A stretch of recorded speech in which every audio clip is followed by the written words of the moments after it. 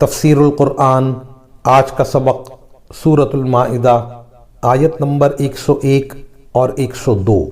اعوذ باللہ من الشیطان الرجیم، بسم اللہ الرحمن الرحیم۔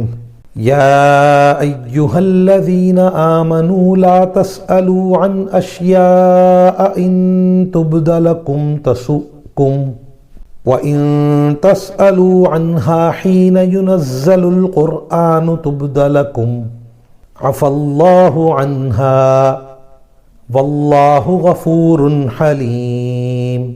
قَدْ سَأَلَهَا قَوْمٌ مِّن قَبْلِكُمْ ثُمَّ أَصْبَحُوا بِهَا كَافِرِينَ۔ ترجمہ: اے ایمان والو، ایسی چیزوں کے بارے میں سوالات نہ کیا کرو جو اگر تم پر ظاہر کر دی جائیں تو تمہیں ناگوار ہوں، اور اگر تم ان کے بارے میں ایسے وقت سوالات کرو گے جب قرآن نازل کیا جا رہا ہو تو وہ تم پر ظاہر کر دی جائیں گی۔ البتہ اللہ نے پچھلی باتیں معاف کر دی ہیں اور اللہ بہت بخشنے والا بڑا بردبار ہے۔ تم سے پہلے ایک قوم نے اس قسم کے سوالات کیے تھے، پھر ان کے جو جوابات دیے گئے ان سے منکر ہو گئے۔ ان آیات کی تفسیر میں مفسرین کرام فرماتے ہیں کہ اول تو جن باتوں کی کوئی خاص ضرورت نہ ہو ان کی کھوج میں پڑنا فضول ہے۔ دوسرے، اللہ تعالیٰ کی طرف سے بعض اوقات کوئی حکم مجمل طریقے سے آتا ہے، اگر اس حکم پر اسی اجمال کے ساتھ عمل کر لیا جائے تو کافی ہے۔ اگر اللہ تعالیٰ کو اس میں مزید تفصیل کرنی ہوتی تو وہ خود قرآن کریم یا نبی کریم صلی اللہ علیہ وسلم کی سنت کے ذریعے کر دیتا۔ اب اس میں بال کی کھال نکالنے کی کوئی ضرورت نہیں ہے۔ ساتھ ہی یہ بھی فرمایا گیا کہ اگر نزول قرآن کے زمانے میں اس کا کوئی سخت جواب آ جائے تو خود تمہارے لیے مشکلات کھڑی ہو سکتی ہیں۔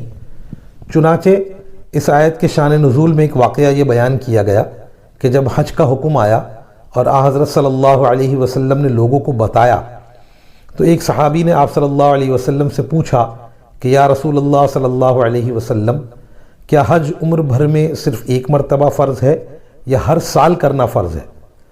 حضرت صلی اللہ علیہ وسلم نے اس سوال پر ناگواری کا اظہار فرمایا۔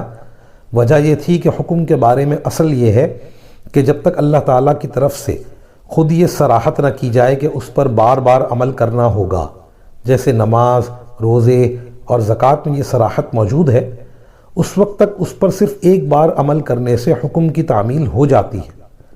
اس لیے اس سوال کی کوئی ضرورت نہیں تھی۔ آپ نے صحابی رضی اللہ تعالیٰ عنہ سے فرمایا کہ اگر میں تمہارے جواب میں یہ کہہ دیتا کہ ہاں ہر سال فرض ہے تو واقعی پوری امت پر وہ ہر سال فرض ہو جاتا۔